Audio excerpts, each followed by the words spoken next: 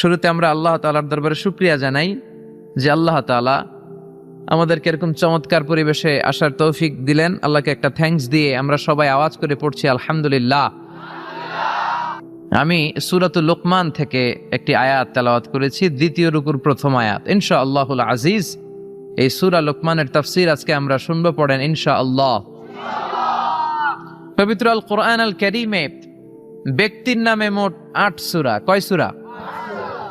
৬ সূরা ৬ জন নবীর নামে, আর ২ সূরা ২ জন ওয়ালির নামে। আমাদের দেশে তো ওলি আল্লাহর অভাব নাই, এদের কারামতের অভাব নাই। কারামাতুল আউলিয়াই হক, ওলিদের কারামত সত্য, এটা আমাদের বিশ্বাস করতে হবে। কিন্তু ব্যাঙের ছাতার মতো যেভাবে ওলিয়া উলিয়া গড়ে উঠেছে, এটাও ভালো লক্ষণ নয়। হাক্কানি আউলিয়া একরাম যারা, তাদেরকে আমরা শ্রদ্ধা জানাই, কিন্তু ইসলামকে পুঁজি করে যারা ব্যবসা করেছে তাদের সাথে ইসলামের কোনো সম্পর্ক। এরা কারামত দেখায়, বলে যে আমার পীর ফু দিলে পানিতে আগুন ধরে যায়, এই হয়ে যায় সেই হয়ে যায়।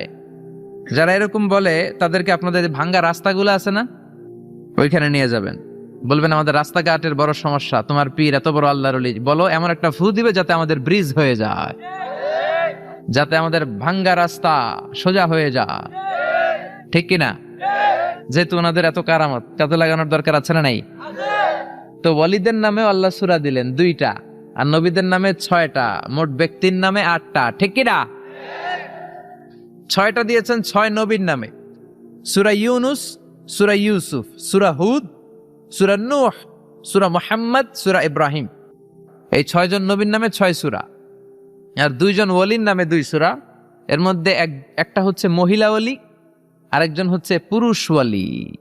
মহিলা ওয়ালিয়া হচ্ছে উম্মু ঈসা, ঈসা আলাইহিস সালামের মা মারইয়াম। মারইয়াম নামে সূরা কোরআনে আছে না নাই? কাফ হা ইয়া আইন সাদ দিয়ে আল্লাহ শুরু করলেন। আরেকটা হলো পুরুষ ওয়ালি, তিনি হচ্ছেন লোকমান আল হাকিম। যেই লোকমান, সূরা লোকমানের কথা আজকে আমরা শুনবো, পড়েন ইনশাআল্লাহ। সাইয়েদনা লোকমান উনি ওনার ছেলেকে কিছু চমৎকার মহামূল্যবান কিছু উপদেশ দিয়েছিলেন। আল্লাহ তাআলার এই উপদেশ বাণীগুলো এত ভালো লেগেছে, আল্লাহ সরাসরি এই উপদেশ বাণীগুলো কোরআনের ভেতরে তুলে ধরেছে। এজন্য বাবা ছেলেকে উপদেশ দিবেন, রাজি আছেন তো? স্বামী স্ত্রীকে উপদেশ দিবেন, নাসিহাত করবেন। আল্লাহ কোরআনে বলেছে ফাইযুহুন্না, তোমরা তাদেরকে ওয়াজ করো, নাসিহাত করো। আপনার ছেলে ছোট, তারপরেও তাকে নাসিহাত করেন। ইসলাম বলে তোমার ছেলে এইমাত্র জন্ম নিল, তার উপর কোনো হুকুম আহকাম এখনো চালু হয় নাই, তার আমল নামা শুরু হয় নাই, তারপরেও তার কানের কাছে এসে আজান দিয়ে তার সামনে ইসলামটা পৌঁছে দাও। ঠিক কিনা? তারপরে আপনার ছেলের বয়স হলো 7 দিন, ইসলাম বলে ছেলের চমৎকার একটা নাম রেখে দাও, তারপর ছেলের আকিকা দিয়ে দাও। ঠিক কিনা? ছেলেদের সুন্দর নাম রাখতে রাজি আছেন তো? লোকমান নামটা কেমন লাগে? ভালো লাগে? এরকম সুন্দর সুন্দর নাম রাখলে ছেলেগুলো ভদ্র হবে। আহাব্বুল আসমা ইলাল্লাহি আব্দুল্লাহ, আব্দুর রহমান। আল্লাহর কাছে সবচাইতে প্রিয়তম নাম হচ্ছে আব্দুল্লাহ আর আব্দুর রহমান। এই নাম দুটো রাখবেন। নবীদের নাম রাখবেন, সাহাবাদের নাম রাখবেন, কোরআন থেকে চুজ করে করে সুন্দর অর্থবোধক নাম রাখবেন। ইমাম সাহেব, খতিব সাহেবদের কাছে জিজ্ঞেস করে করে ভালো ভালো নাম রাখবেন। ছেলেগুলোরও ভালো করে দিবে কে? উল্টাপাল্টা নাম রাখলে ওইটারও একটা প্রভাব আছে না নাই? লিকুল্লি ইসমিন আসারুন, প্রত্যেকটা নামের একটা ইনফ্লুয়েন্স আছে, প্রত্যেকটা নামের একটা ইম্প্যাক্ট আছে। আপনি ভালো নাম রাখবেন, ওই ভালো নামের প্রভাব আপনার ছেলের জীবনেও আছে না নাই? এজন্য ছোট্টবেলা থেকে কোরআন তুলে দেন, কোরআনের বঙ্গানুবাদ তুলে দেন। স্যামসাং এর ট্যাবে, অ্যাপেলের আইপ্যাডের ভেতরে, দামি মোবাইলের ভেতরে অ্যারাবিক হরুফগুলার বিভিন্ন ইসলামিক লিরিক্স দিয়ে গান পাওয়া যায়, এগুলো ঢুকায় দেন। কোরআনের তেলাওয়াত ঢুকায় দেন। ছোট্টবেলা থেকে যদি কোরআন শিখান, কোরআনটাই হবে আপনার ছেলের জান এবং প্রাণ। আর যদি গান বাজনা শিখান, গান বাজনা হবে জান আর প্রাণ। এজন্য কোরআন শিখাবেন ছোট্টবেলা থেকেই, ইসলাম শিখাবেন ছোট্টবেলা থেকেই। আমাদের গ্রাম বাংলায় একটা কথা বলে, কাঁচা না নোয়ালে বাস পাকলে করে। আপনারা বলেন, কাঁচা না নোয়ালে বাস পাকলে করে? পাকলে করে টাস টাস বা ঠাস ঠাস, যেটাই বলেন। ছোট্টবেলা থেকে ইসলাম শিখাবেন। বড় হয়ে গেলে আর শিখানো হয় না, শিখানো যায় না। আমাদের অনেক প্রোগ্রামে লোকজন পানি পড়ার জন্য আসে, বলে আজারি সাহেব একটু পানি পড়া দেন। তো কিসের পানি পড়া? বলে আমার ছেলের জন্য। কি সমস্যা? আমার ছেলে কথা শোনে না। ও, আপনার ছেলের বয়স কত? কয় হুজুর 30। কই সর্বনাশ, 30 বছরের পোলারে তো পানি পড়া দিয়ে কাজ হবে না। এখন পানি পড়া না, আমারে মেশিনে ঢুকাইয়া বাইটা খাওয়াই দিল, পোলা কথা শুনবে না। ঠিক কিনা? এজন্য কাঁচা না নোয়ালে বাস পাকলে করে। ছেলে মেয়েগুলো যখন ছোট্ট থাকে কাদামাটির মতো থাকে, দেখবেন কামার একই কাদামাটি দিয়ে প্লেট বানায়, একই কাদামাটি দিয়ে জগ বানায়, একই কাদামাটি দিয়ে গ্লাস বানায়, একই কাদামাটি দিয়ে পুতুল বানায়। এখন এগুলো বানানোর পরে যখন আগুনে পোড়ানো হয়, লাল হয়ে যায়, তখন কি আর কিছু বানানো যায়? তখন কি আর শেপ দেওয়া যায়, স্ট্রাকচার দেওয়া যায়, কাঠামো দেওয়া যায়? দিতে গেলে ভেঙে যাবে। ঠিক কিনা? এজন্য যা শিখাবেন ছোট্টবেলা থেকেই, teach your children the holy Quran. Holy Quran will teach your children everything. আপনি আপনার ছেলেরা কোরআন শিখান, কোরআন আপনার ছেলেরা সব শিখাই দিবে। সুবহানাল্লাহ। এজন্য সাইয়েদনা লোকমান ওনার ছেলেকে ছোট্টবেলা থেকেই কিছু উপদেশ দিলেন যেগুলো তার মাথায় ঢুকে যায়। ছোট্টবেলা থেকেই যদি ইসলাম শিখান, খারাপ হওয়ার সুযোগ নাই, বেয়াদব হওয়ার সুযোগ নাই, বেনামাজি হওয়ার সুযোগ নাই, রংবাজ হওয়ার সুযোগ নাই, চাঁদাবাজ হওয়ার সুযোগ নাই। এগুলো হবে নামাজি, এগুলো হবে আল্লাহওয়ালা, এগুলো হবে দেশপ্রেমিক। আর যদি ছোট্টবেলা থেকে সারেগামা পাদানিসা এগুলো শিখান, এই ছেলেগুলোই একসময় দেখা যাবে এগুলোই হবে বাংলা ভাই, ইংরেজি ভাই, অঙ্ক ভাই, এগুলোই হবে এরশাদ শিকদার, পিচ্চি হান্নান, কালা জাহাঙ্গীর। এক একটা বড় ডন হবে, এগুলা ডন, ডন 1 2 3 সব হয়ে যাবে। ঠিক কিনা?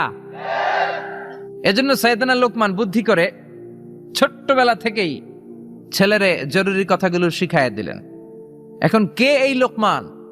সাইয়েদনা লোকমান ছিলেন একজন নিগ্রু মানুষ, কুচকুচে কালো। আফ্রিকার দেশের লোকগুলো কুচকুচে কালো হয়, আপনারা যারা হজ করতে গিয়েছেন নিশ্চয়ই দেখেছেন। আবার এই সমস্ত এলাকার লোকের অনেকে সৌদি আরবেও থাকে, তো সৌদিতে, কুয়েতে, কাতারে ওখানেও কিছু নিগ্রু লোক দেখা যায়। তাদের ঠোঁটগুলো হয় পুরু, হাতগুলো হয় লম্বা, কুচকুচে কালো।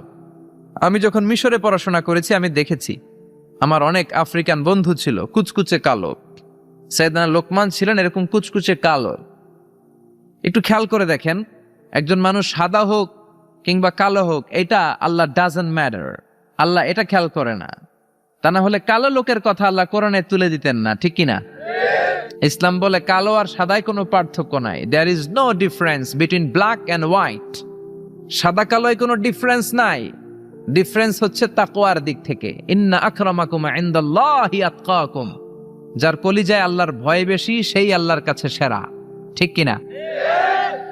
এজন্য কালো হওয়ার পরেও সাইয়েদনা লোকমানের কথা আল্লাহ তুলে দিলেন কোরআনের ভিতরে সরাসরি। উনি পেশায় ছিলেন রাখাল, ছাগল চড়াতেন। সারাদিন ছাগল চড়ানোর পরে যখন ঘরে ফিরে আসতেন তখন এরকম হাজার মানুষের মিলন মেলা ওনার ঘরের বাইরে।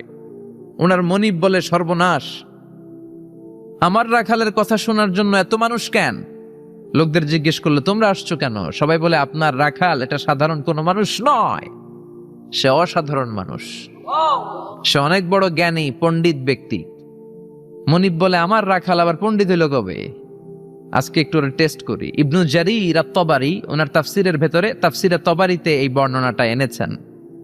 ইবনু জারির আত-তাবারির নাম শুনেছেন? অনেক বড় মুফাসসির ছিলেন, মুআররিখ ছিলেন, ইতিহাস বেত্তা ছিলেন। ওনার তাফসির বিশাল ভলিউমের তাফসির, আমরা আল আজহারে পড়েছি। ওনার তারিখের গ্রন্থ তারিখ ইবনে জারির অনেক বড় তারিখের ইতিহাসের গ্রন্থ। উনি সারা জীবনে যা লিখেছেন সেটা যদি উনার জীবনকাল দিয়ে ভাগ করা হয় তাহলে দেখা যায় উনি প্রতিদিন গড়ে লিখেছেন প্রায় 85 পৃষ্ঠা। আপনারা 85 পৃষ্ঠা কি ডেইলি পড়েন? আমরা তো 85 পৃষ্ঠা পড়তেও পারি না। উনি প্রতিদিন অন অ্যাভারেজ গড়ে 85 পৃষ্ঠা লিখতেন। উনি ওনার তাফসির ইবনে জারিরে এনেছেন। মনিব লোকমানকে বলল, ইয়া লোকমান ইযহাব ওয়াযবাহ শাতান যাও একটা ছাগল জবাই করো, ওয়া আখরিজ মিনহা আতিয়াবা মুদগাতাইন, জবাই করে ছাগলের দেহের সবচেয়ে দামি দুইটা অঙ্গ ছুরি দিয়ে কেটে নিয়ে আসো। সাইয়েদনা লোকমান গেলেন, ফা আখরাজা আল-লিসানা ওয়াল কলব, ছাগল জবাই করে ছাগলের জিহ্বাটা আর কলবটা কেটে নিয়ে আসলেন। সুবহানাল্লাহ। মনিব আবার বললেন, ইযহাব, আবার যাও, ওয়াযবাহ শাতান উখরা, আরেকটা ছাগল জবাই করো, ওয়া আখরিজ মিনহা আখবাসা মুদগাতাইনি মিনহা, এবার ছাগলের সবচেয়ে নিকৃষ্ট দুইটা অঙ্গ ছুরি দিয়ে কেটে নিয়ে আসো। সাইয়েদনা লোকমান আবার ছাগল জবাই করে আবারও আখরাজাল লিসান ওয়াল কলব, জিহ্বা আর কলব কেটে নিয়ে আসলেন। সুবহানাল্লাহ পড়বেন না? মনিব বলে, মা হাযা ইয়া লোকমান, লোকমান এটা আবার কেমন কথা? সব চাইতে দামি অঙ্গ কেটে আনতে বললাম, জিহ্বার কলব আনলাম, সবচেয়ে নিকৃষ্ট দুইটা অঙ্গ কেটে আনতে বললাম, সেবারও জিহ্বার কলব আনলা। এবার সাইয়েদনা লোকমান উত্তরে বলে, জিহ্বা এমন অঙ্গ, এই অঙ্গ যদি ভালো হয় এর চেয়ে ভালো আর কোনো অঙ্গ হয় না। আর জিহ্বা এমন অঙ্গ, এই অঙ্গটা যদি খারাপ হয়ে যায় এর চেয়ে খারাপ অঙ্গ দেহে আর হয় না। এই জিহ্বা দিয়ে যদি কোরআন তেলাওয়াত করেন, এই জিহ্বা দিয়ে যদি আল্লাহর জিকির করেন, এই জিহ্বা দিয়ে যদি হকের কথা বলেন, সত্য সাক্ষী দেন, এই জিহ্বা দিয়ে যদি দ্বীনের দাওয়াত দেন, এই জিহ্বার চেয়ে ভালো অঙ্গ আর মানব দেহের মধ্যে দ্বিতীয়টা হতে পারে না।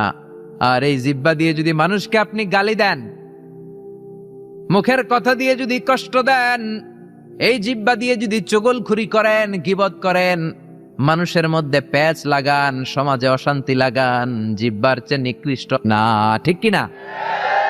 এজন্য আল্লাহ বললেন, আলাম নাজআল লাহু আইনাইনি ওয়া লিসানান ওয়া শাফাতাইনি ওয়া হাদাইনাহুন নাজদাইন। ওরে গোলাম, তোরে কি আমি চোখ দেই নাই? তোরে কি আমি ঠোঁট দেই নাই? তোরে কি আমি জিহ্বা দেই নাই? জিহ্বা দিলেন কে? দেহের সবচেয়ে নরম অঙ্গ, জিহ্বার চেয়ে নরম অঙ্গ দেহে আর আছে? একটা চুল পড়লেও টের পাওয়া যায়, পাওয়া যায় না? পাওয়া যায় না? ছোট্টবেলা আমরা বলতাম জিহ্বা হইতো মুসলমান, দাঁত হইল কাফের। আপনারা বলতেন? কারণ দাঁতের ভেতরে যদি কুরবানির গোশত খাইতে খাইতে আটকায়, জিহ্বা দিয়ে ঠেলে ঠেলে বের করা যায়, ঠিক কিনা? যেই জিহ্বা দাঁতের উপকার করলো, সেই দাঁত প্রায়ই জিহ্বাকে কামড় দেয়, ঠিক কিনা? এজন্য আমরা ছোট্টবেলা বলতাম জিহ্বা হচ্ছে মুসলমান, দাঁত হলো কাফের। আবার ছোট্টবেলা ছেলে মেয়েরা বলতো কালো পিঁপড়াগুলো হচ্ছে মুসলমান, লালগুলো কাফের, ওই যে কামড়াইতো। এই কারণে তো জিহ্বাটা এত নরম অঙ্গ, নরম নরম টিস্যু দিয়ে আল্লাহ জিহ্বাকে তৈরি করেছেন। আমাদের জিহ্বার পার স্কয়ার সেন্টিমিটারে টেস্ট বাড রয়েছে 184টা। সেই হিসাবে এই ছোট্ট জিহ্বা দিয়ে আপনি কয়েক হাজারেরও বেশি ধরনের খাদ্যের স্বাদ আস্বাদন করতে পারেন। আল্লাহু আকবার। আবার জিহ্বাটা এত নরম, আল্লাহ বললেন নরম জিহ্বা দিয়ে নরম কথা বলো, ফাকুলা লাহু কওলান লাইনান লাআল্লাহু ইয়াতাযাক্কারু আও ইয়াখশা। ও মুসা, তোমার মেজাজ দিয়েছি গরম, কিন্তু জিহ্বা দিয়েছি নরম। ফেরাউনের কাছে যখন দ্বীনের দাওয়াত নিয়ে যাবা, গরম মেজাজটা নিয়ে যেও না, নরম জিহ্বা দিয়ে নরম ভাষায় দাওয়াত দিবা, ঠিক কি না? নরম জিহ্বা দিয়ে নরম ভাষায় দাওয়াত দিলে হয়তো ফেরাউনের কলিজাটারেও হেদায়েতের দিকে ঝুঁকিয়ে দিতে পারে কে? এই জন্য আল্লাহ বলেন, আলাম নাজআল লাহু আইনাইনি ওয়া লিসানান ওয়া শাফাতাইন, আমি তোরে জিহ্বা দিয়েছি। জিহ্বা দিয়েছে কে? আপনি হিউম্যান অ্যানাটমি নিয়ে যদি একটু চিন্তা করেন, একটু ফিকির করেন, আপনি অবাক হয়ে যাবেন যে আল্লাহ তাআলা কেমন করে আমাদের এই শরীরবিদ্যা, এই অ্যানাটমি সেট করেছেন। যেইখানে যেই অঙ্গটা দেওয়া দরকার আল্লাহ সেটা সেখানে দিয়েছেন। নাক যেখানে হলে ভালো ওখানে, জিহ্বা যেখানে হলে ভালো, যেমন হলে ভালো ঠিক ওখানে, মুখ যেখানে হলে ভালো ঠিক ওখানে দিয়েছেন। নাক এইখানে না দিয়ে আমাদের প্রত্যেকের নাক যদি আমাদের পিঠে দিয়ে দিত, আল্লাহ কি অবস্থা হতো? কথা শুনতেছেন? কোনো খাবার খাওয়ার আগে খাবারটা কি ভালো না বাসি হয়ে গেছে ওটা দেখার জন্য পিঠে নেওয়া লাগতো, ঠিক কিনা? সুবহানাল্লাহ পড়বেন না? চোখ দুইটা দিলেন এত চমৎকার জায়গা, একসাথে দেখা যায়, নাক দিয়ে শোকা যায়, তারপরে খাওয়া যায়। চোখ দুইটা যদি এইখানে না থেকে মাত্র 2 ইঞ্চি উপরে হইতো, ডান চোখটা যদি এইখানে হইতো, বাম চোখটা যদি এইখানে হইতো, কি হইতো? শীতের বিকালে ফুটবল খেলতে যায়, ফুটবলে হেড দিলেই চোখ দুইটা ডিমের মতো পোষ হয়ে যেত, ঠিক কিনা? কি আজীব তামাশা, কত সুন্দর সেটিং আল্লাহ।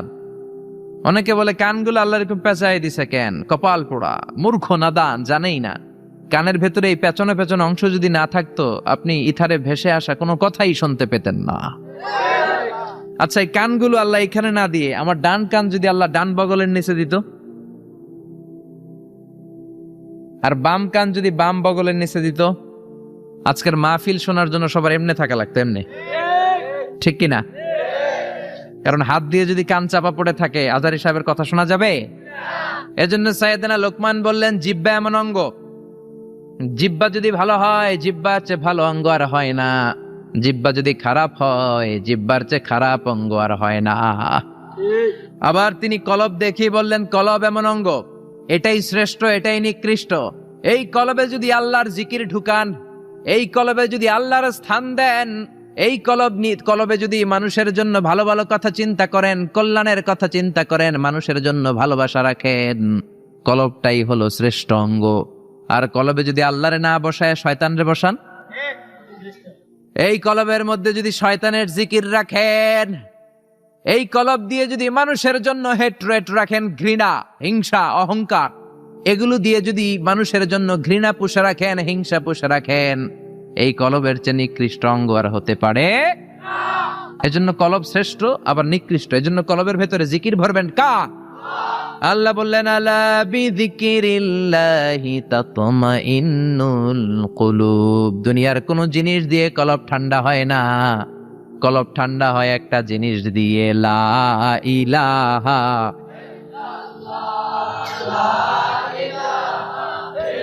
লা ইলাহা ইল্লাল্লাহু মুহাম্মাদুর রাসূলুল্লাহ সাল্লাল্লাহু। এজন্য কলবে জিকির থাকবে কার?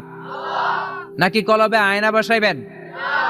অনেকে আয়না বসাই, কি বসায় না?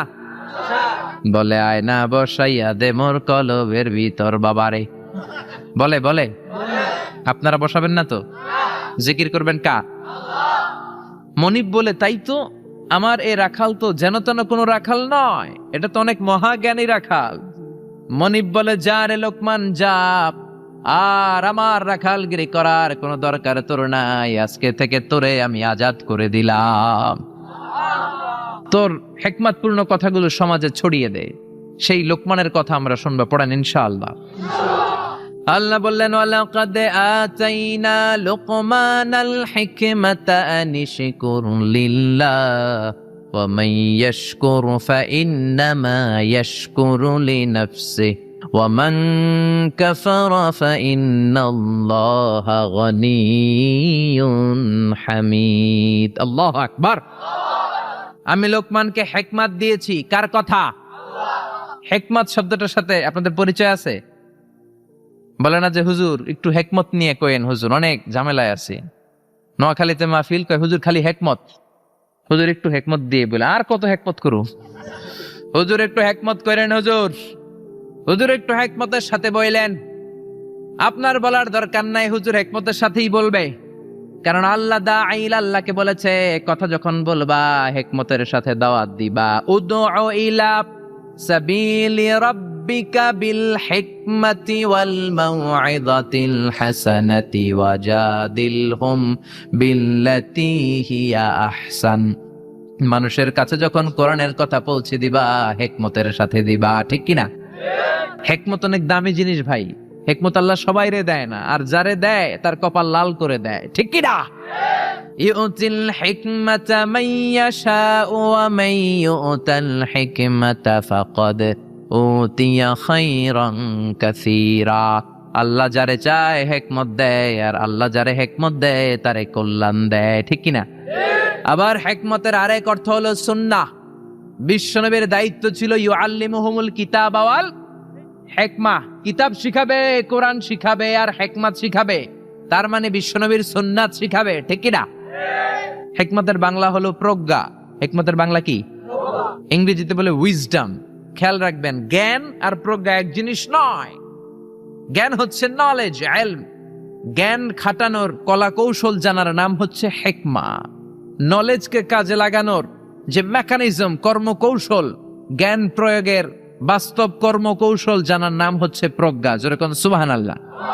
কেমন করে কথা বলতে হয়, কোন জায়গায় কি বলতে হয়, কার সামনে কি বলতে হয়, কোন শব্দ চয়নে বলতে হয়, এটা জানার নাম হচ্ছে হিকমত। পড়েন আল্লাহু আকবার।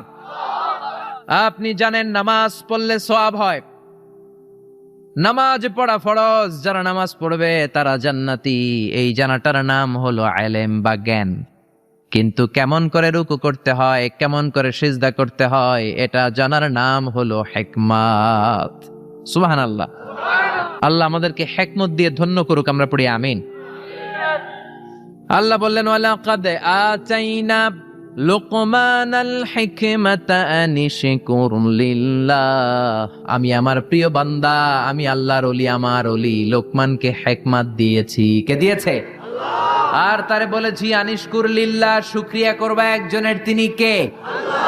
ওয়া মান ইয়াশকুরু ফাইন্নামা ইয়াশকুরু লিনাফসি, আর যে শুকরিয়া করে তার নিজের জন্যই করে। শুকরিয়া করলে আমাদের লাভ, না শুকরি করলে আমাদের লস। আল্লাহর কোনো লাভ লস আছে নাকি? জোরে বলেন আছে?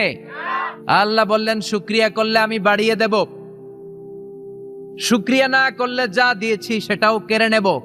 লা ইন শাকারতুম লা আযীদান্নাকুম ওয়া লা ইন কাফারতুম ইন্না আযাবি লাশাদীদ।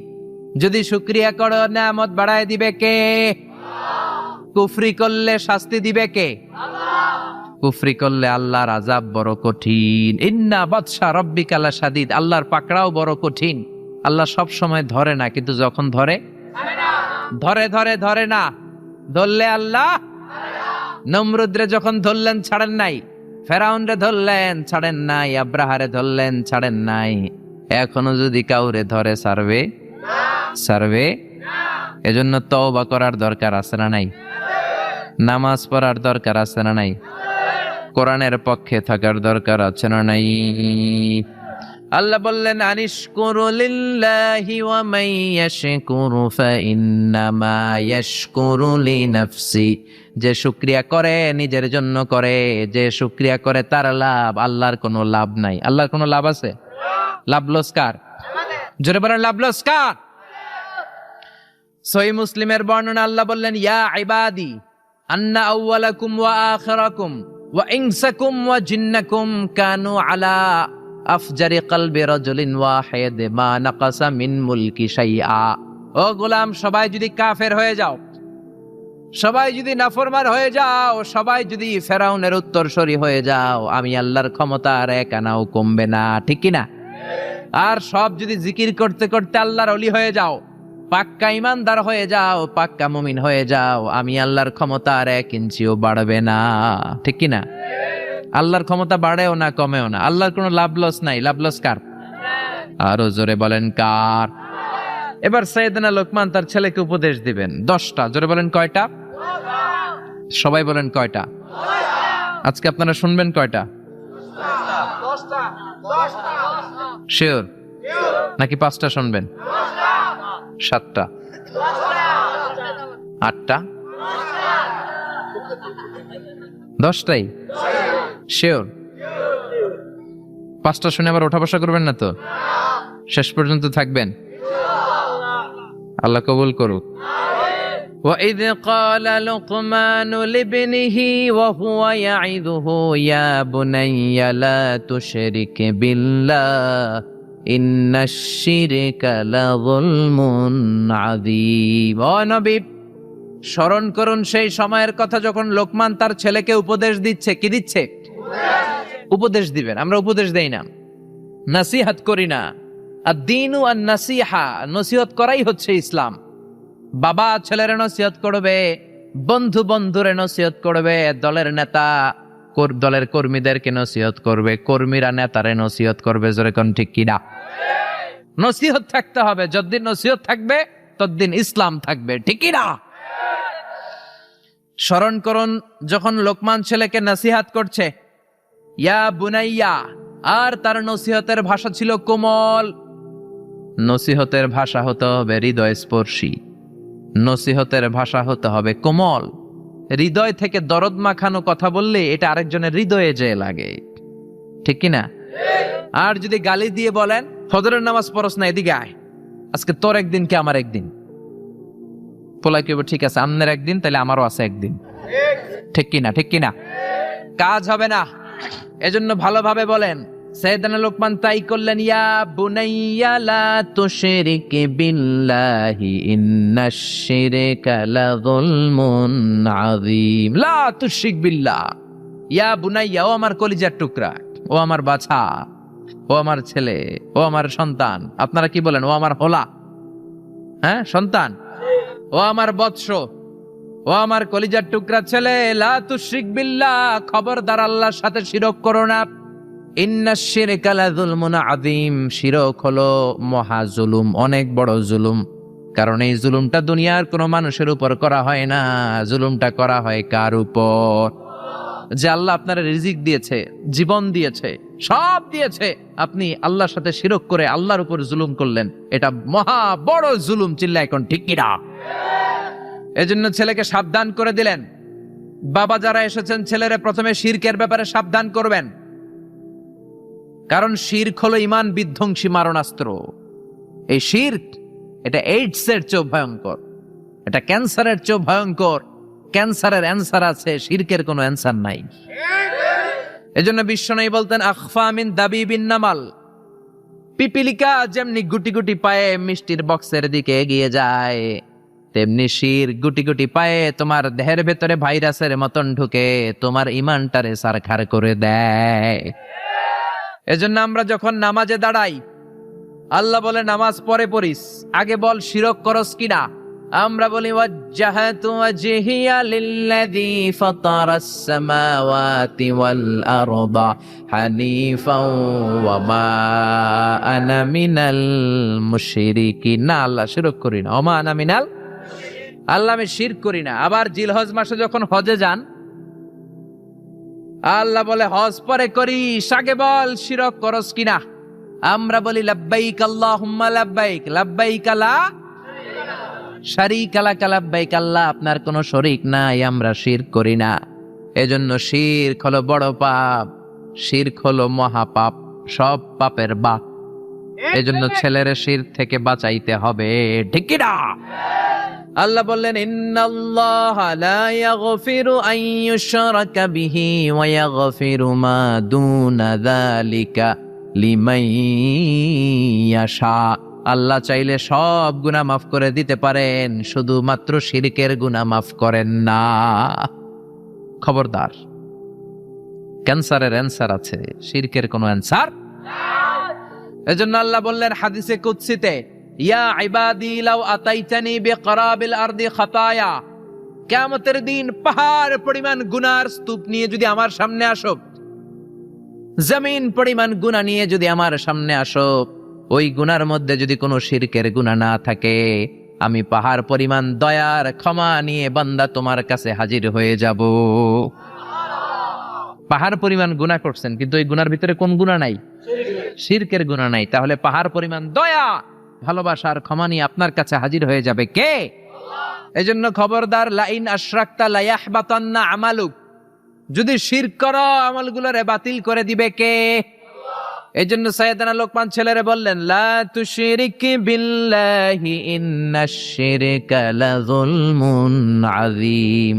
ও আমার ছেলে, খবরদার শিরক করবা না। ছেলে মেয়েরা আজকে যায় বলতে পারবেন? কি বলবেন? ও বাবা শিরক করিস না, আদর করে বললেন। হ্যাঁ, ও আমার বাবা, আমার বাজান, আমার কলিজার টুকরা, তুই আমার সব। বাপরে বাপ, শিরক করিস না, শিব বড় পাপ, সব পাপের বাপ, ঠিক কি না? সাবধান করে দেন। শিরক দুই ধরনের, শিরকে আকবার, আরেকটা হচ্ছে শিরকে আসগার। আলোচনাটা কঠিন লাগতেছে? সহজ করে কইতে আমায় কহজে, সহজ করে যায় না কওয়া সহজে। সহজ করে বলার চেষ্টা করতেছি, আপনারা একটু বোঝার চেষ্টা করতে হবে। শিরক দুই ধরনের, শিরকে আকবার, শিরকে আসগার। শিরকে আকবার যদি করেন, আপনি শেষ, আমও শেষ, সালাও শেষ, ঈমান শেষ, মুশরিক হয়ে যাবেন। নতুন করে কালিমা পড়তে হবে মুসলমান হওয়ার জন্য, ঠিক কিনা? এই শিরকে আকবার তিন ধরনের। প্রথমটা হলো আশ-শিরকু ফির রুবুবিয়্যাহ, রবের ব্যাপারে কোনো ছাড় নাই। রব যদি আল্লাহরে না মাইনা আরেকজন রে মানেন, মাইর আছে না নাই? এজন্য কবরের প্রথম প্রশ্ন কি? মার রাব্বুক, তোমার রব কে আপনাকে বলতে হবে। আল্লাহ আমারে রব, দমে দমে তনু মনে তারি অনুভব। পড়েন, আল্লাহ আমারে রব। এজন্য কবরের প্রথম প্রশ্ন, রব, আমাদের রব কে? এ আল্লাহ ছাড়া যদি কাউকে আপনি রবের জায়গায় স্থান দেন, আপনি শিরক করে ফেললেন, ঠিক কিনা? আল্লাহর ক্ষমতার মতো যদি কাউরে মনে করেন, আল্লাহর মতো যদি কাউরে বানান, আল্লাহর আসনে যদি কাউরে বসান, সেটাই শিরক, ঠিক কিনা? 2 নাম্বার হলো শিরক ফিল উবুদিয়্যাহ। বুঝার চেষ্টা করেন, ইবাদতে শিরক। ইবাদত পাওয়ার একমাত্র হকদার কে? মসজিদে যে আমরা সেজদা দেই কারে? এখন আপনি যদি মসজিদেও সেজদা দেন, মাজারে যেও সেজদা দেন, মুমিন না মুশরিক? মুমিন না মুশরিক? মাজারে সেজদা দিবেন? কিন্তু অনেকে মাজারে সেজদা দেয় কি দেয় না? পত্র পত্রিকায়, ফেসবুকে, অনলাইনে ছবিগুলো আছে না নাই? পুরুষের চেয়ে মহিলারা বেশি যায়।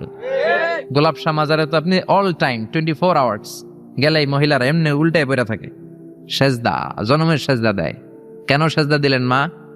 বলে আমার মেয়ে আছে 5টা, আমার ছেলে লাগবে, ছেলে।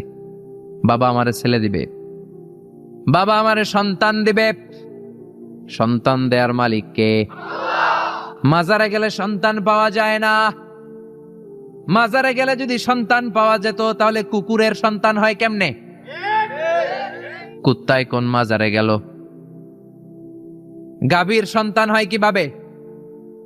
ছাগলের বাচ্চা হয় কেমনে? মুরগির বাচ্চা হয় কেমনে? মুরগি কোন মাজারে যে সিজদা দিছে?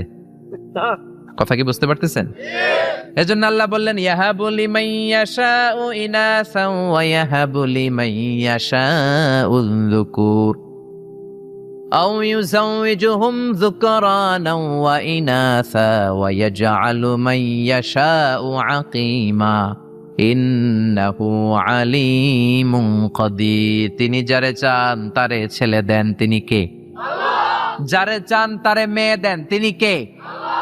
যারে চান ছেলেও দেন, মেয়েও দেন, তিনি কে? আল্লাহ। আবার যারে চান তারে ছেলেও দেন না, মেয়েও দেন না, তিনি কে? আল্লাহ। এই জন্য ছেলে মেয়ে চাইবেন কার কাছে? আল্লাহ। 3 নম্বরে আশিরক ফিল আসমাই ওয়াস সিফাত। আল্লাহর নাম যদি আপনি কাউরে ডাকেন, আল্লাহর নামে, আপনি দুনিয়াতে আল্লাহ ছাড়া অন্য কাউরে আল্লাহ বলতে পারবেন? পারবেন? আল্লাহর গুণের মতো করে যদি কাউকে ডাকেন, আমরা অনেক বড় আল্লাহর ওলি আব্দুল কাদের জিলানীর নামের আগে আল্লাহর একটা নাম লাগাই, আবার মাইকিং করার সময়ও দেখি ওনার নামের আগে এই নামটা লাগায় কি লাগায় না? কি নাম?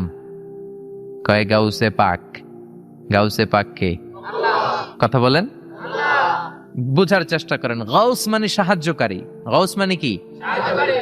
গাউসুল আযম মানে মহান সাহায্যকারী। তো আপনাকে সাহায্য করতে পারে কে? আল্লাহ। চিল্লায় বলেন কে?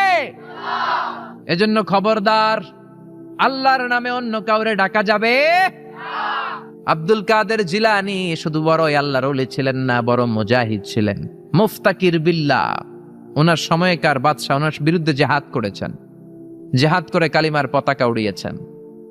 মাইনুদ্দিন চিশতি, খাজা মাইনুদ্দিন চিশতির নামে অনেক কথা বলে, কিন্তু উনি বড় মুজাহিদ ছিলেন। পৃথ্বীরাজ, হিন্দুস্তানে পৃথ্বীরাজের সিংহাসনকে উল্টিয়ে ভারতবর্ষে হিন্দুস্তানের মতো জায়গায় তিনি কালিমার পতাকা গেড়েছেন, ঠিক কিনা? কিন্তু তাদের জিহাদের অবদানের কথা বলে না, সমাজ সংস্কারের কথা বলে না, তাদের উল্টা পাল্টা কারামতের কথা বলে লোকজনদেরকে বিভ্রান্ত করে, যেরকম, ঠিক কিনা? এজন্য এই শিরকগুলো করা যাবে না। 2 নাম্বার হচ্ছে শিরকে আসগার, ছোট শিরক। এই ছোট শিরক যদি আপনি করেন, আপনি মুশরিক হবেন না, কিন্তু আপনার কবিরা গুনাহ হবে। কি গুনাহ? তওবা করতে হবে, তা না হলে মাফ নাই, যেরকম, ঠিক কিনা? সবচেয়ে জঘন্যতম শিরকে আসগার হলো আর রিয়া। বিশ্বনবী বলেন, আমার ইন্তেকালের পরে তোমাদের ব্যাপারে যেই শিরকে আসগার আমি সবচেয়ে ভয় পাই, সেটা হলো রিয়া। সেটা কি? রিয়া আমাদের মধ্যে আছে না নাই? হজ করছে, হাজী সাহেব না করলে বেড়াইছে একটা যায়। তো হজ করছেন আপনি কারে খুশি করার জন্য? জোরে বলেন। তো আপনি আলহাজ না বললে সেটা যান কেন? আলহাজ নামের আগে লাগাবেনই না মিয়া, এটা তো আপনার ইবাদত। তা আলহাজ যদি লাগান, আল মুসল্লি লাগান না কেন? আপনি তো নামাজি, আপনার দরকার আল মুসল্লি, আল মুজাক্কি, আস-সায়েম, আলহাজ কুতুবুদ্দিন, মানে নামাজি সায়েম মানে রোজা পালনকারী, আল মুজাক্কি মানে যাকাত আদায়কারী, আল হাজ মানে হজ পালনকারী, কুতুবুদ্দিন। ঠিক কিনা? একটাও লাগাবেন না। হজ করেছেন কারে খুশি করার জন্য? দুনিয়ার কোনো মানুষের শোনানোর দরকার নাই যে আমি আল হাজ। ঠিক কিনা? ঠিক কিনা? ঠিক কিনা? এরকম অনেক শিরকে আজগার আছে আমাদের সমাজে, এগুলো অহরহ। বিশ্বনবী বলেছেন আল হালাফু বিগাইরি ইসমিল্লাহ, আল্লাহ ছাড়া অন্য কারো নামে শপথ করা, কসম করাও শিরকে আজগার। কিন্তু আল্লাহর নাম ছাড়া অন্য নামে কসম আছে না নাই? কয় হুজুর কোরআনের কসম, হুজুর মসজিদের কসম, কাবার কসম, বিদ্যার কসম, মাথার কসম, মায়ের বুকের দুধের কসম। আর কি কি কসম আছে কন্ত? মাটির কসম। কিসের কসম? সিলের কসম, ছেলের কসম, মেয়ের কসম। আছে না নাই? আছে না নাই? করা যাবে। কসম কাটলে একজনের নামে কাটবেন, তিনি কে? বিশ্বনবী বলেছেন মান কানা হালিফান লা মাহালাতা ফালিয়াহলিফ বিল্লাহ। কোন ঝামেলায় পড়ে কোন বিষয়কে বেশি গুরুত্ব আরোপ করার জন্য, এমফাসাইজ করার জন্য যদি কখনো কসম কাটতে হয়, একজনের নামে কাটবা, তিনি কে? আল্লাহর নামে কসম হবে, আল্লাহ ছাড়া কারো নামে কসম হবে। এরপর বিশ্বনবী বললেন লা তিয়ারাতা ফিল ইসলাম, ইসলামে তিয়ারা বলতে কিছু নাই, সুলক্ষণ কুলক্ষণ অপয়া কুফা বলতে কিছু নাই। কিন্তু আমরা কথায় কথায় বলি তুই কুফা। ঠিক কিনা? খেলার সময় তুই ঢুকলে আমার দলের লোকেরা আউট হয়, বলি না? ভুয়া কথা। ও ঢুকলেও আউট হবে, না ঢুকলেও আউট হবে। ঠিক কিনা? নতুন বউ আসছে বাড়িতে, বৌমারে শাশুড়ি বলে মা একটু চা বানায় খাও। নতুন বৌমা, নতুন বাড়ি, নতুন জায়গা, বুঝে নাই, চা বানাতে যে প্রিস্টিজ ভেঙে ফেলছে। এখন কে বউটা তো ভালো না, এটা তো অপয়া, এটা তো কুলক্ষণে, এটা অমঙ্গলে, বলে না? বলে না? এজন্য খবরদার, এগুলো বলা যাবে। মুসলমান বিশ্বাস করে ওয়াল কদর, তাকদীরের উপর, খাইরিহি ওয়া শাররিহি মিনাল্লাহ, ভালো হোক মন্দ হোক একজন করতে পারে, তিনি কে? এরপরে ইতিয়ানুল আররাফিন, গণকের কাছে যাওয়া। গণক বাবারা আছে না নাই? গণকদের কাছে যাওয়া যাবে না। কেউ যদি গণকের কাছে যায়, যে যদি কিছু জিজ্ঞেস করে, ওই জিজ্ঞেসকারীর 40 দিনের নামাজ গুলারে বাতিল করে দিবে কে? শুধু জিজ্ঞেস করছেন, যে জিজ্ঞেস করছেন যে আমার একটা সমস্যা, এটা কি হইতে পারে? গণক তো কোনো ভবিষ্যৎ বলতে পারে না, ভবিষ্যৎ বলতে পারে একজন, তিনি কে? গণকের কাছে যাবেন না। তবে যেতে পারেন এক শর্তে, যে বলবেন গণক বাবা চেম্বার দিয়েছেন কেন, কি হয় এখানে? গণক বলবে আমি সব জানি, আমি ভবিষ্যৎ বলে যেতে পারি, ভবিষ্যতে কি হবে আমি সব জানি। তখনই দিবেন 20 কেজি ওজনের এক থাপ্পড়। থাপ্পড় দিলে যদি সে চটে যায়, রেগে যায়, বলবেন আপনি তো ভবিষ্যৎ জানেন, আমি যে এসে থাপ্পড় দিব তাও তো জানেন। জানি না শুনে কেন থাপ্পড়টা খাইলেন, কেন দৌড় দিলেন না? ঠিক কিনা? এভাবে গণকদেরকে সাইজ করার দরকার আছে না নাই? তুলা রাশি, বৃষ রাশি, কর্কট রাশি, সিংহ রাশি, সিংহ রাশি, এরপরে কন্যা রাশি, এরপরে উল্লুক রাশি, ভাল্লুক রাশি, কুত্তা রাশি, বিলাই রাশি। আছে না নাই? আছে না নাই? তারপরে হাতের রেখা দেখে কথা বলে, হাতের রেখায় সব আছে। আপনি যাবেন, ম্যাগনিফাইং গ্লাস ইউজ করে ওরা, মানে ছোট জিনিসকে বড় দেখা যায়, এরকম গ্লাস নিয়ে এক চোখ বন্ধ করে এভাবে দেখবে, আর বলবে তোমার হাতের রেখা অনেক ভালো, তুমি সদর দক্ষিণের পোলা, তোমার কপাল ভালো, এই রেখাটা যদি এই দিক দিয়ে ওদিকে যায়, তুমি কিছুদিনের মধ্যে ইনশাল্লাহ সৌদি আরব, তারপরে কয়েকদিনের মধ্যে বিয়ে করতেছ, অনেক টাকার মালিক হবা, তুমি অনেক বড় নেতা হবা, দেদারসে অনেক কিছু শোনায় দিবে আপনারে। আসলে সে কিচ্ছুই জানে না, জানে একজন, তিনি কে? তারপরে কাইতন বাঁধে, ছোট্ট ছেলে মেয়েদের কোমরের মধ্যে কাইতন বাঁধে না? আপনাদের এলাকায় বাঁধে? তাবিজ ঝুলা, এতগুলা করে তাবিজ, গলায় এতটি, হাতে এতটি, এদিকে এতটি, আবার কোমরে এতটি। তাবিজের ভারেই তো পোলায় অসুস্থ হয়ে যাবে। সুস্থ হবে কি করে? বিশ্বনবী তাবিজ ঝুলান নাই, বিশ্বনবী ঝাড়ফুঁক করতেন, রুকিয়া, ঝাড়ফুঁক করবেন। বিশ্বনবী হাসান হুসাইনকে ঝাড়ফুঁক করতেন। বুখারীর বর্ণনা, আউযু বিল্লাহি আউযু বিকালিমাতিল্লাহি তাম্মাহ মিন কুল্লি শাইতানিন ওয়া হাম্মাহ ওয়া মিন কুল্লি আইনিন লাম্মাহ। এই দোয়াটা পড়ে বিশ্বনবী হাসান হুসাইনকে ফু দিতেন। বিশ্বনবী তাবিজ দেখলে ছিঁড়ে ফেলতেন, সাহাবারা তাবিজ দেখলে ছিঁড়তেন, আর আমরা তাবিজ ঝুলাই। তাবিজ আপনার কিচ্ছু করতে পারে না, করতে পারে কে? কোরআনের আয়াত দিয়ে তাবিজ দেয়া যাবে কিনা এটা একটা ইখতিলাফি মাসালা, কিন্তু নিরাপদ হচ্ছে আপনি তাবিজের কাছেই যাবেন না, আপনি ঝাড়ফুঁক করবেন। আপনারে রাত্রেবেলা জিনে ধরে যাতে আপনি সূরা ফালাক সূরা নাস পড়ে ফু দেন, আয়াতুল কুরসি পড়ে ফু দেন, জিনের বাদশাও দিবে দৌড়, ঠিক কিনা? এজন্য আয়াতুল কুরসি পড়বেন, সূরা ফালাক নাস পড়বেন। লাবিদ ইবনুল আসাম ইহুদিদের মিত্র বিশ্বনবীকে ব্ল্যাক ম্যাজিক করলো। 4 মাস বিশ্বনবী অসুস্থ, নড়তে চড়তে পারে না। বিশ্বনবী 4 মাসে তাবিজ ঝুলায় নাই। 4 মাস পরে সাইয়েদনা জিব্রাইল সূরা ফালাক সূরা নাস নিয়ে নাজিল হয়ে যায়। 2 সূরার মধ্যে 11টা আয়াত। বিশ্বনবীর নিয়ে একটা কুয়ার কাছে যে সাইয়েদনা জিব্রাইল বললেন, ও নবী, কুয়ার ঢাকনা তোলেন, দেখবেন একটা চিরুনি আছে।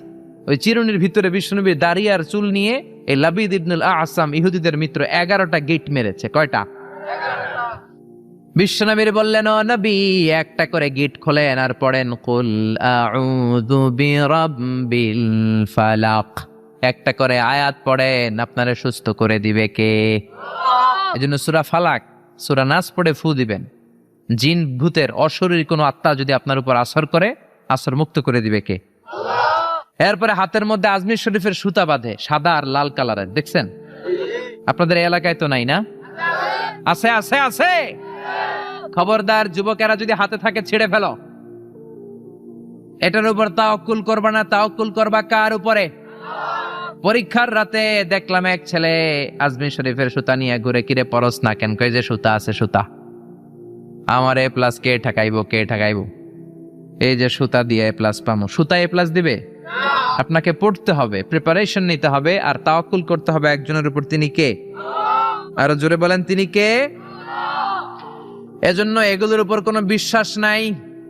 রাশিফল বিশ্বাস করা যাবে না, গণক বাবার উপর বিশ্বাস করা যাবে না, হাতের রেখার উপর বিশ্বাস করা যাবে না। কারণ হাতের রেখার মধ্যে কোনো ভাগ্য থাকে না। ভাগ্য তো তারও থাকে যার হাত থাকে না। হাত নাই পা নাই এরকম বিকলাঙ্গ মানুষ পৃথিবীতে আছে না নাই? তো যে লোকটা হাত ছাড়া জন্মালো, ওর ভাগ্য আছে না? সুবহানাল্লাহ পড়েন। একটু চিন্তা করলেই আপনি সব টের পাবেন। এরপরে খবরদার, ইঁদুরের কাছে দাঁত চাওয়া যাবে না। নাকি চাইবেন?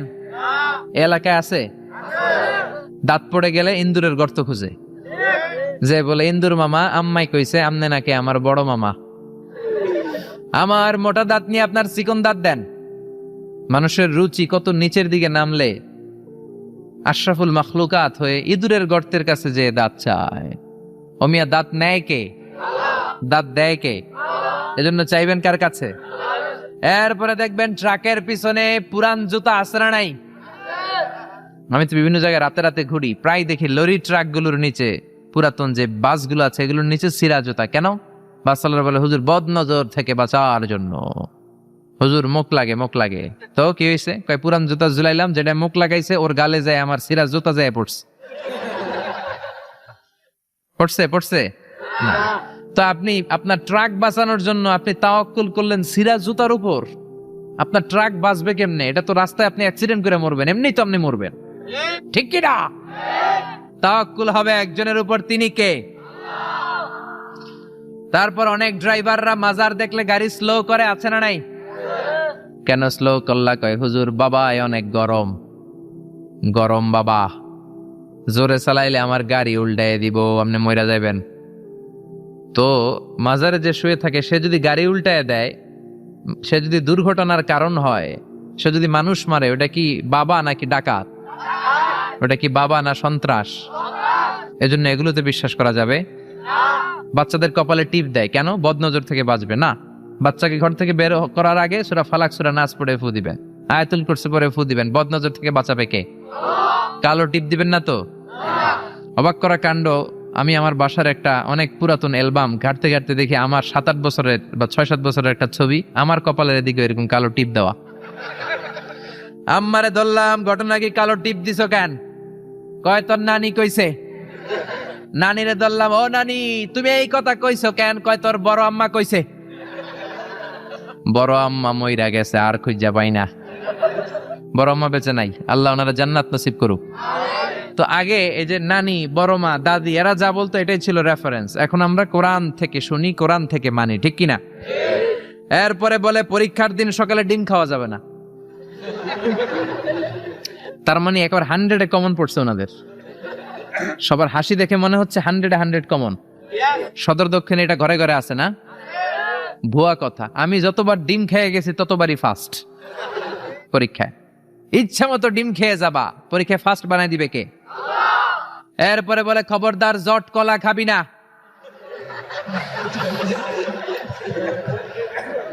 যমজ সন্তান হবে, বলে না? জট কলা ইচ্ছা মতো খাইবেন, যমজ সন্তান হলে তো আরো ভালো, দুইবারের কাজ একবারে সারলো, ঠিক কিনা? 10 মাস 20 মাস একটা মায়ের দুইবারে কষ্ট, দুইবারে সিজার করে পেট কাটো, 50 হাজার করে 1 লাখ টাকা, টাকাও বাঁচলো, মায়ের কষ্টও বাঁচলো, ঠিক কিনা? এজন্য এখন থেকে জট কলা খুঁজে খুঁজে খাইতে হবে। রাজি আছো মুসলমান? এরপরে কয় হাত চুলকালে টাকা আসে, বলে কি বলে না? আবার বলে তোর মাথার মধ্যে 2 গিট, তোর বিয়া হইব 2টা, বলে বলে।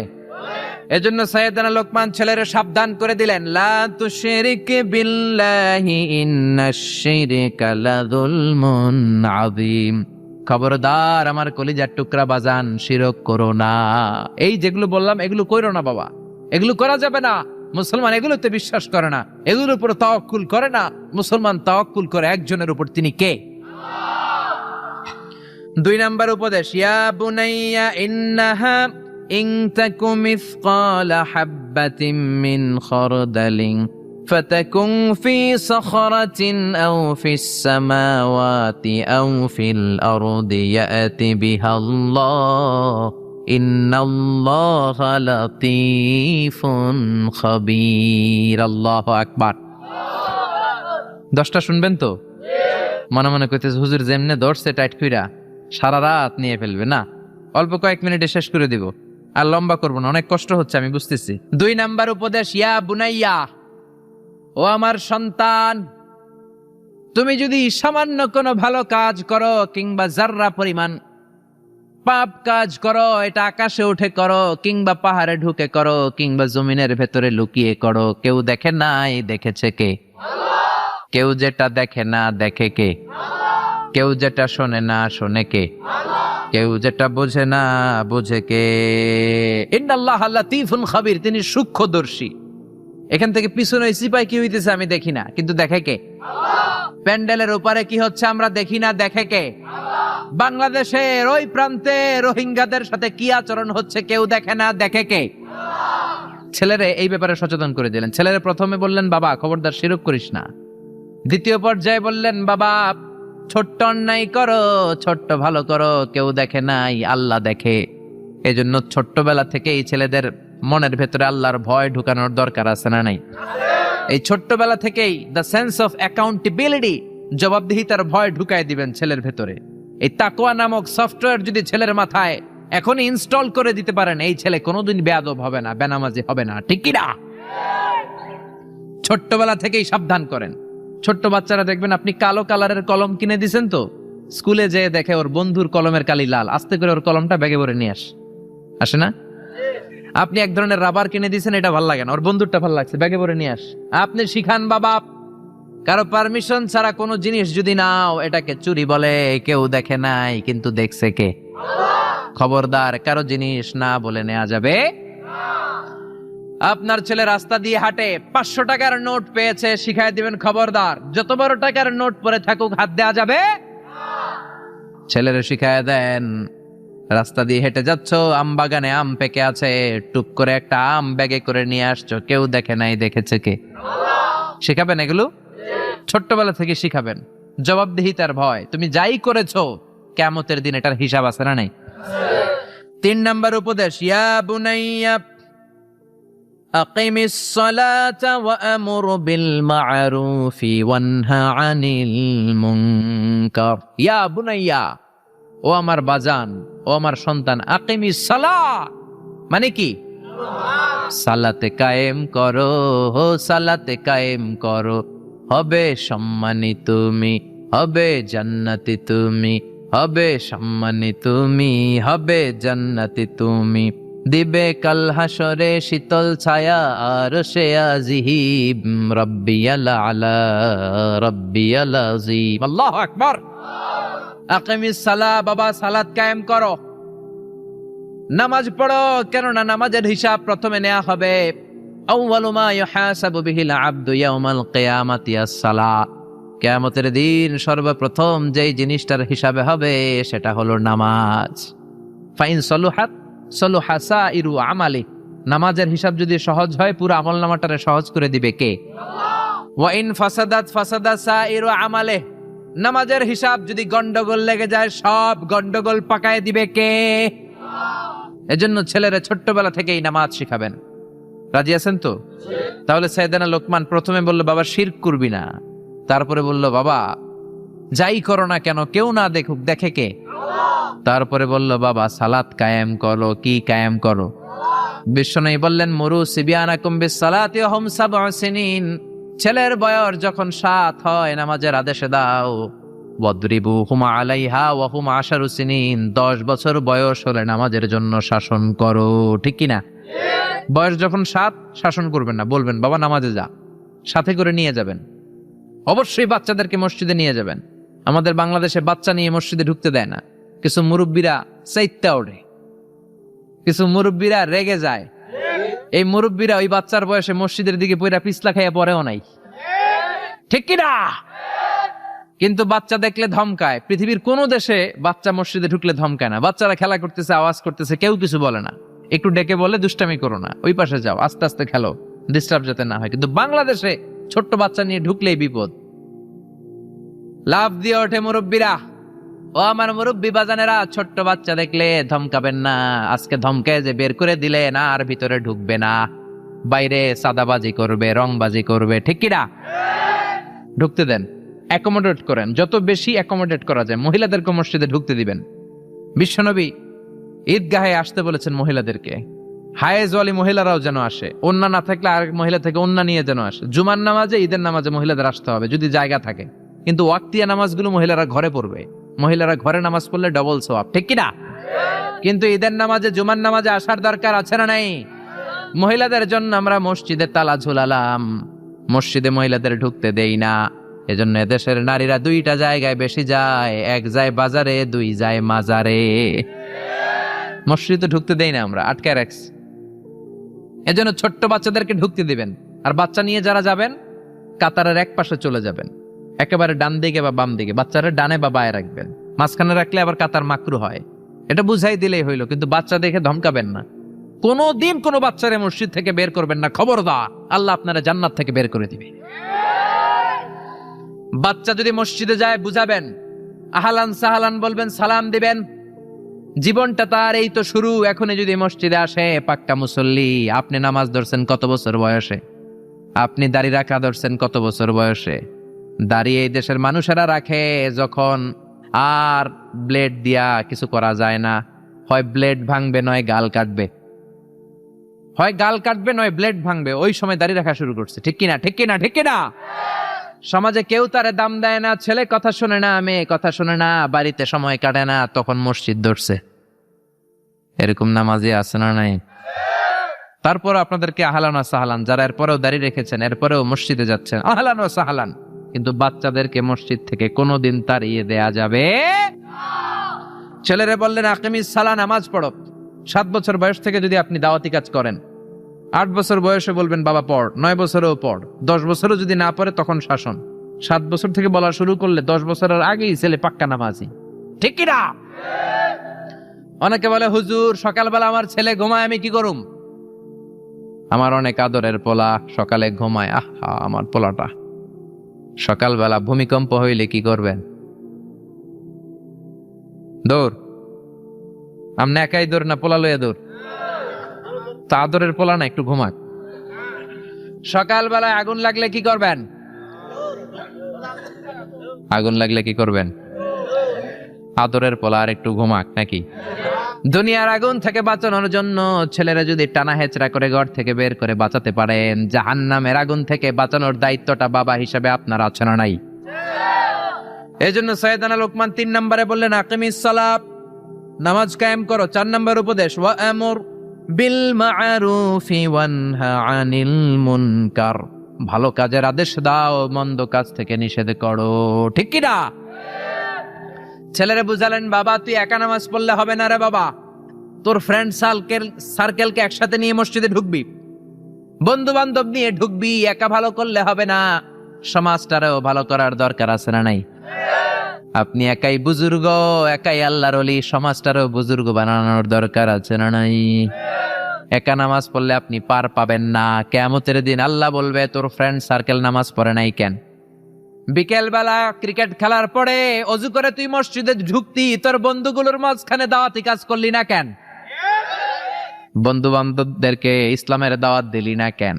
এই জন্য একা বাঁচলে হবে না, সমাজের সবাইকে নিয়ে বাঁচতে হবে। মরলে একসাথে মরবো, বাঁচলে একসাথে বাঁচবো, ঠিক কি না? ছেলেরা এটাই শিখালেন, ও আমর বিল মারুফ, সৎ কাজের আদেশ দাও, ওয়ানহা আনিল মুনকার, খারাপ কাজ থেকে মানুষকে বাধা দাও, থামায় দাও, প্রতিবাদ করো। প্রতিবাদ আমরা ভুলেই গেছি। আমরা হেকমত করতে করতে প্রতিবাদের ভাষা আমরা হারিয়ে ফেলেছি। আমাদের ঈমান ভোতা হয়ে গিয়েছে, আমাদের কণ্ঠ থেকে প্রতিবাদের আওয়াজ আর বের হয় না। আমরা সমাজের অন্যায়গুলো দেখেও দেখি না, পাপগুলো শুনেও শুনি না, মাজলুমদের আর্তচিৎকার আমাদের কানে পৌঁছতে চায় না। আমরা সবাই মিলে যদি সমাজটারে সুন্দর করতে চাই, জালিমের দাঁত ভাঙা জবাব দিতে চাই, সাহায্য করবে কে? একসাথে হন, অনেক বড় শক্তি। এই শক্তির সামনে কেউ দাঁড়াতে পারে না, ঠিক কি না? ছেলেরা শিখালেন, ওয়া আমর বিল মারুফ, নিজে ভালো কাজ করবি, সমাজেও আদেশ দিবি, নিজে খারাপ করবি না, সমাজেও কোনো খারাপ কাজ হতে দেওয়া যাবে না। কারণ আযাব আর গজব যখন আসে শুধু জালেমদের উপর আসে না, আলেমদের উপরও আসে। আলেম সাহেব, তুমি খারাপ দেখে খারাপটা বললা না কেন? হক দেখে হকের কথা বললা না কেন? ঝুঁকি নিয়ে দাওয়াতি কাজ করলা না কেন? ঠিক কি না?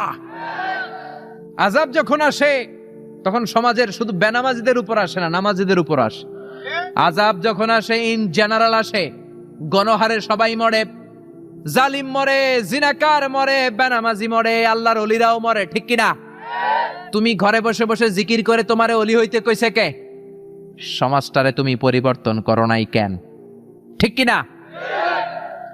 সাইয়েদনা মুসা আল্লাহরে বললেন, আল্লাহ, কোন এলাকার উপর যখন আযাব দেন, ওই এলাকার জালিমদের উপর না দিয়ে সবার উপরে দেন কেন? জালিমরা যেমনি মরে, আলেমরাও মরে কেন? জালেমরাও মরে, আলেমরাও মরে, কারণটা কি? জালিমও মরে যায়, আলিমও মরে যায়, খারাপ লোকগুলাও মরে, ভালোরাও মরে। খারাপরা মরে বুঝলাম, ভালোরা মরে কেন? ভালোরা মরে কেন? ভালোদের উপর আযাব দাও কেন? আল্লাহ বলে, মুসা, কিছুক্ষণ পরে তুমি নিজেই প্রশ্নের উত্তর পেয়ে যাবা। সাইয়েদনা মুসা আলাইহিস সালাম হাঁটতে লাগলেন। হাঁটতে হাঁটতে মরুভূমির মাঝখানে একটা গাছ পেয়ে বিশ্রাম নিচ্ছেন। বিশ্রামের এক পর্যায়ে ঘুমিয়ে গেলেন, প্রচন্ড ঘুম। ওই গাছের নিচে ছিল বিষ পিঁপড়ার বাসা। কিসের বাসা? আছে? কামড় দিলে খুব আরাম লাগে না? হ্যাঁ, বিষ, ব্যথা লাগে। তিনটা পিঁপড়া সাইয়েদনা মুসা আলাইহিস সালামের পায়ে কামড়াতে শুরু করলো। পিঁপড়ার কামড় খেয়ে সাইয়েদনা মুসা আলাইহিস সালাম ঘুম থেকে জেগে গেলেন। ঘুম ভেঙে গেল। এই নবীর মেজাজ নরম না গরম? বেশি না কম? খুব রাগী নবী ছিলেন, মেজাজওয়ালা নবী। উঠে দেখে তিনটা বিষ পিঁপড়া কামড়ায়, আশেপাশে বিষ পিঁপড়ার বাসা। রাগের চোটে খরমের জুতা পরে পা দিয়ে ডলে ডলে পিঁপড়ার বাসা নাস্তানাবুদ করে দিলেন, ভেঙে সারখারে করে দিলেন। পা দিয়ে ডলে ডলে সবগুলো পিঁপড়া মেরে ফেললেন। আল্লাহ ডেকে বললেন, ও মুসা, কামড় দিছিল কয়টা? মারছো কয়টা? মারছো কয়টা? মারার দরকার ছিল তিনটা, সবগুলারে মাল্লা কেন? মুসারে, আমি যখন আযাব দেই, আমি যখন গজব দেই, আমি যখন ধ্বংসলীলা করি, তখন সমাজের শুধু জালেমদের উপরে করি না, আলেমদের উপরও করি, ঠিক কি না? কারণ আলেম সমাজগুলারে বাঁচাই নাই কেন? আল্লাহর ওলিরা সমাজটারে সংস্কার করে নাই কেন? কোরআন যারা জানে না তাদের কাছে পৌঁছায় নাই কেন? ঠিক কি না? এজন্য ছেলেরে বললেন, ওয়া আমরু বিল মা'রুফি ওয়ানহা আনিল মুনকার, নিজেও ভালো করো, সমাজটারেও ভালো করো। ওয়াসবির আলা মা আসাবাক, তারপরে বিপদে ধৈর্য ধরো। ইন্না যালিকা মিন আজমিল উমুর, এটাই প্রত্যয়ী মুমিনের কাজ। ছেলেরে বুঝালেন, বাবা, তুই যদি নামাজি হোস, তুই যদি হকের পথে দাওয়াত দিস আর অন্যায়ের প্রতিবাদ করিস, বাতিলের তীর তোর বুককে ঝাঁঝরা করে দিবে। বাতিল তোর উপর রক্ত চক্ষু ফেলবে, চোখ গরম করবে, জেলে ঢুকাবে, জরিমানা দিবে, অত্যাচারের স্টিম রোলার তোর উপরে নেমে আসবে। কেউ যদি নামাজি হয়, কেউ যদি সৎ কাজের আদেশ দেয়, সমাজে অন্যায়ের বিরুদ্ধে যদি সোচ্চার হয়, তার বিরুদ্ধে বাম আর রামপন্থীরা আছে না নাই? ছেলেরা আগে থেকে সাহস যোগাচ্ছে সাইয়েদানা লোকমান, তুমি যদি নামাজি হও, সৎ কাজের আদেশ দাও, অসৎ কাজ থেকে নিষেধ করো, বাবা মনে করো না তোমারে কেউ ফুলের বিছানা দিয়ে তাকবীর দিবে। তোমাকে তোমার এলাকা ছেড়ে অন্য এলাকাতেও থাকা লাগতে পারে, যেরকম ঠিক কিনা? ছেলেকে সাহস যোগাচ্ছেন, ওয়াসবির আলা মা সাবাক, নামাজ যদি কায়েম করো, হকের কথা বলো, অন্যায়ের যদি প্রতিবাদ করো, তোমার উপর আযাব আর গজব আসবে, জুলুম আসবে, কিন্তু ওই জুলুমে বিন্দু মাত্র বিচলিত হওয়া যাবে না, সবর ইখতিয়ার করতে হবে, ঠিক কিনা? এজন্য সবর ইখতিয়ার করার দরকার আছে না নাই? আরো জোরে বলেন। বিপদ আপদ নবীদের জামানায়ও ছিল, সাহাবাদের জামানায়ও ছিল, আজও আছে, কিয়ামত পর্যন্ত থাকবে। জোরে বলেন ঠিক কিনা? কিয়ামত পর্যন্ত থাকবে। বিশ্বনবী শিয়াবে আবি তালেবে 3 বছর জেল খাটেন কি খাটেন নাই? আপনি খাটছেন কয় বছর? বিশ্বনবী উহুদের ময়দানে দাঁত ভাঙলেন, আপনার দাঁত ভাঙছে কয়টা? আমার ভাঙছে কয়টা? বিশ্বনবী তায়েফের ময়দানে রক্ত ঝরালেন, আমি ঝরালাম কয় ছটাক? বিশ্বনবী দাওয়াত দিলে আবু জাহেলরা ঘর থেকে বের করে দেয়। বিশ্বনবী কোরআনের কথা প্রচার করলে নিজের জন্মভূমি মক্কা থেকে তাড়িয়ে দেয়। আপনিও দাওয়াত দেন, আপনারে কেউ কিছু কয় না, আপনার বিরুদ্ধে কেউ লাগে নাই, তার মানে আসল দাওয়াত আপনি পৌঁছাতে পারেন নাই।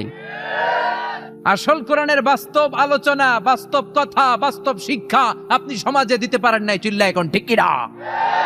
কারণ আসল দাওয়াত দিলে বাতিলের তীর আসবে। আসল দাওয়াত দিলে বাম আর রামপন্থীরা আপনার উপর ক্ষেপে উঠবে। আসল কোরআনের কথা বললে কোরআন বিরোধীরা আপনার পেছনে উঠে পড়ে লাগবে। এখন আপনি দাওয়াত দেন, সবাই দেয় হাততালি, তার মানে দাওয়াতে ভেজাল আছে না নাই?